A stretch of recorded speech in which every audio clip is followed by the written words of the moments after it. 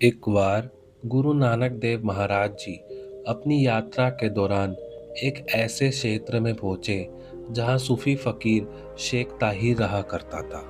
शेख ताहिर अपनी साधना, इबादत और तप के लिए प्रसिद्ध थे, लेकिन उनके मन में हमेशा ही एक सवाल रहा करता था, क्या दुनिया में कोई ऐसा भी संत है जो सच में परमात्मा को जानता हो। जब उन्होंने सुना कि गुरु नानक देव पातशाह एक नाम के व्यक्ति उस फकीर के गांव में आए हैं, तो उन्होंने गुरु जी को बुलाकर उनकी परीक्षा लेने का निश्चय किया।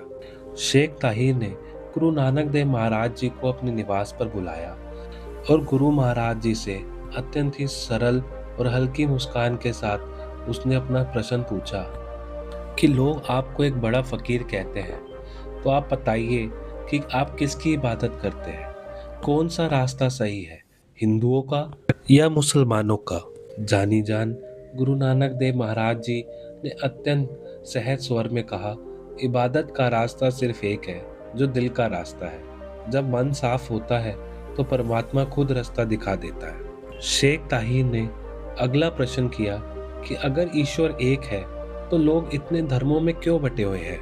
गुरु महाराज जी ने जवाब दिया, लोगों ने ईश्वर को नहीं बांटा। जिस तरह से हवा, पानी, सूरज सब एक है, उसी तरह ईश्वर भी एक है। लोगों ने सिर्फ अपने अहंकार और परंपराओं को बड़ा बना लिया। ये जवाब सुनकर शेख ताहिर भीतर तक हिल गए थे। वाहिगुरु जी, कई बार आपा लोग हिंदू बड़ा या मुसलमान इसी उलझन में उलझे रहते हैं। गुरु अर्जन देव महाराज जी का श्लोक, कोई बोले राम राम, कोई खुदाए, कोई सेवे गोसैया, कोई अल्लाह है। कोई राम का नाम ले तो कोई अल्लाह का नाम ले, कोई वाहिगुरु का नाम ले, अंत में जाके उस परमात्मा में ही लीन होना है सबको। अगला प्रश्न शेख ताहिर ने गुरु महाराज जी से पूछा कि मेरी साधना में क्या कमी है। तो गुरु महाराज जी ने वहां रखी कुछ रोटियों को उठाया, जो कि रोटियां भारी हो गई थी। उनमें से रक्त जैसा तरल टपकने लगा। गुरु महाराज जी ने बोला, ये तुम्हारी कमाई है जिसमें गरीबों की पुकार है। फिर गुरु महाराज जी ने गरीबों द्वारा रोटियों को हाथ में उठाया। वह हल्की थी, उसमें अमृत जैसा तेज निकल रहा था।